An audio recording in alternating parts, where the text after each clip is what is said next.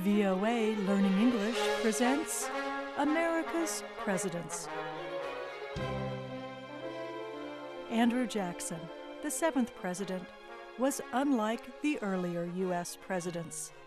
His family was poor, he had little education, and he lived on what was then the western part of the country.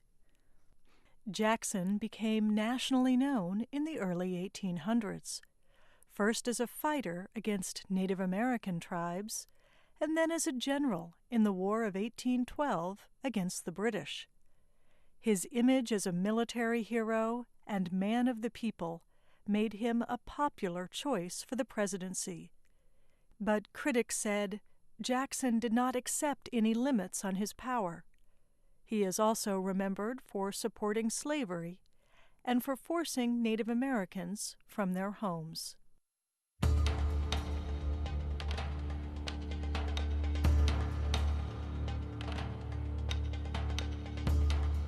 Andrew Jackson's parents were immigrants from Ireland. His father died in an accident before Andrew, the third and youngest son, was born. When the American colonies entered a war of independence, Andrew and his two brothers fought against the British, although Andrew was too young to be a regular soldier. Andrew's oldest brother soon died. Then Andrew and his other brother were both captured by British soldiers. One cut Andrew's face, leaving a scar that remained his entire life. But Andrew, unlike his brother, survived captivity. A short time later, Andrew's mother became sick and died. By age 15, Andrew Jackson had no living immediate family. He had already stopped attending school, but taught himself enough to become a lawyer. He moved to what became Nashville, Tennessee, where he developed a successful law career. In time, he bought land and slaves. Jackson was tall and thin, with red hair and bright blue eyes. Sometimes Jackson was playful. He loved to dance, hold parties, and play games where he could win money.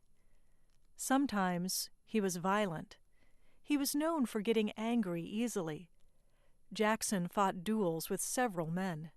In one, he killed a man who insulted his wife. Yet many people liked Jackson's passionate, action-first personality. By the time the United States entered the War of 1812, Jackson had been a congressman, senator, and judge.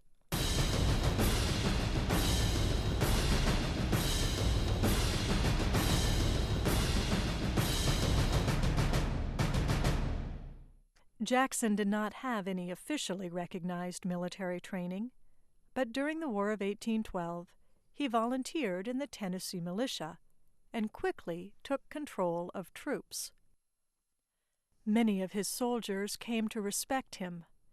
Jackson refused to give up, even when the government ordered the militia to disband, and when some of the men wanted to leave, he threatened them with a gun. Because he was uncompromising and strong as a tree, soldiers called Jackson Old Hickory. A group of Creek Indians gave him another name. After he defeated them in battle, Jackson negotiated a treaty that punished both his Native American enemies and his Native American allies. The treaty was more severe than the U.S. government had asked. In time, it forced the Creeks, as well as several other tribes, off their land. The move was popular with many white settlers. It was less popular with the Creeks, who called Jackson Sharp Knife. His best-known military operation was in New Orleans, Louisiana. A large, experienced army of British soldiers moved to attack. Jackson defended the city with a small group of untrained soldiers. His group included volunteers, free blacks, Creoles, Native Americans, and pirates. Jackson's ragtag troops not only defeated the British force, but suffered only a few losses. Jackson didn't know that the battle came after the British and Americans had already agreed to end the war. But his victory there gave many Americans a feeling of pride. It also made Jackson famous. He became known across the country as the hero of New Orleans.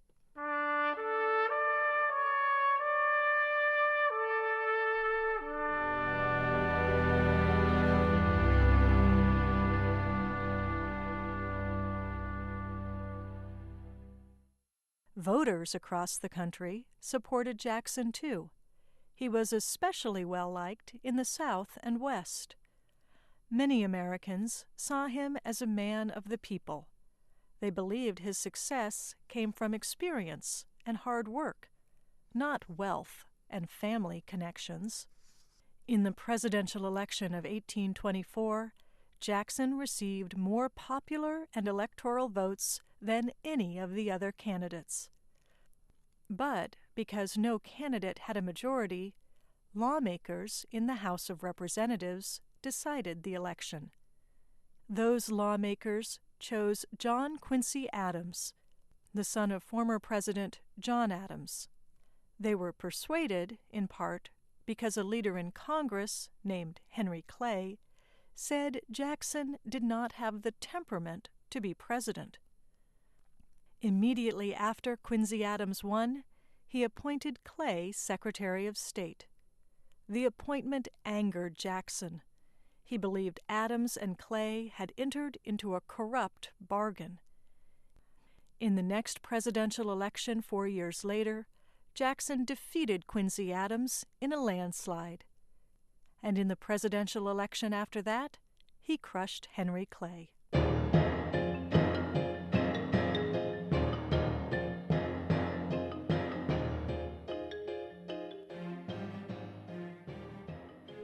Jackson wanted to be a powerful leader who controlled a limited federal government, but he wanted that government to have power over state governments. For example, Jackson refused to let the state of South Carolina nullify, or ignore, a federal law that state officials opposed. Jackson said if they failed to obey the law, he would consider them traitors and send in troops. In time, South Carolina and Congress were able to reach a compromise on the law. Jackson also refused to extend the charter of the National Bank. He believed the bank helped industrialists and businesses more than farmers and settlers. His move was popular with many voters, especially farmers and settlers. But Jackson's opponents warned against the bank veto. They disagreed with his economic plan, and they objected to how he had operated outside of Congress. Senators censured Jackson for acting as if he did not have to follow the law. Jackson's supporters fought back. They removed the official criticism from the Senate records.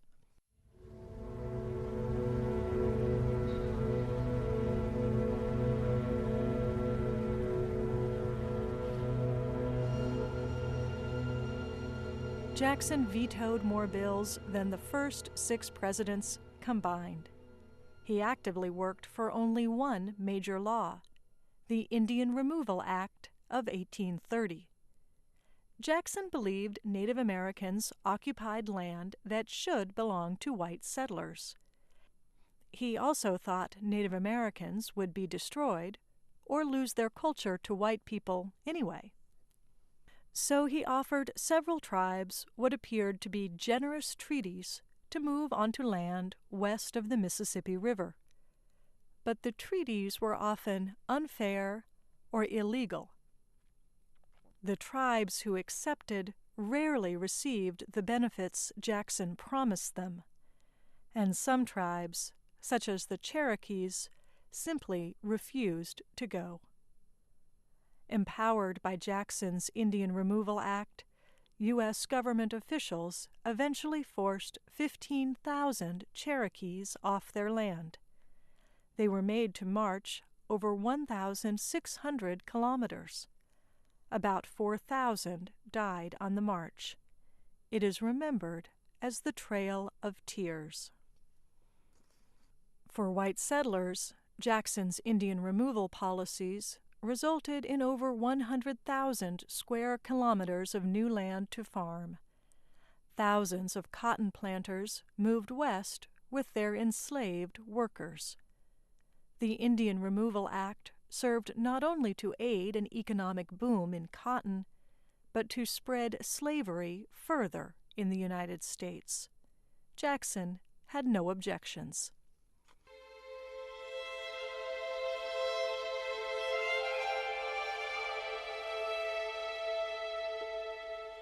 In 1837, Jackson officially moved out of the White House, but he did not really leave the presidency. He advised the presidents who followed him from his home in Tennessee. Jackson had particular influence over two future leaders, Martin Van Buren, his former vice president, and James Polk, who shared Jackson's beliefs so closely that he was called Young Hickory. Jackson's beloved wife, Rachel, had died before he took office. They did not have any children together, but they raised two boys, a Native American orphan who died as a teenager, and a nephew, whom they called Andrew Jackson, Jr. The younger Andrew Jackson and his wife lived with the former president in his final years. He died in his bed at 78 of old wounds and old age, but his legacy remains very much alive.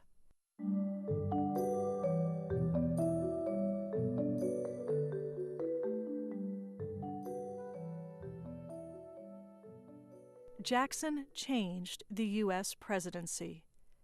After him, presidential candidates had to show they could connect with voters, not just lawmakers. He also increased the power of the chief executive.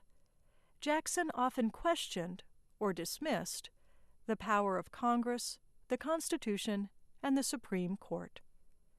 And he began the custom of replacing experienced government officials with people whose main qualification was their loyalty to him. Critics added to Jackson's nicknames. They called him King Andrew, King Mob, or American Caesar. The opposition to Jackson led to a new political party called the Whigs. Part of Jackson's legacy is the two major party system that exists in the U.S. today. But those who loved Jackson really loved him.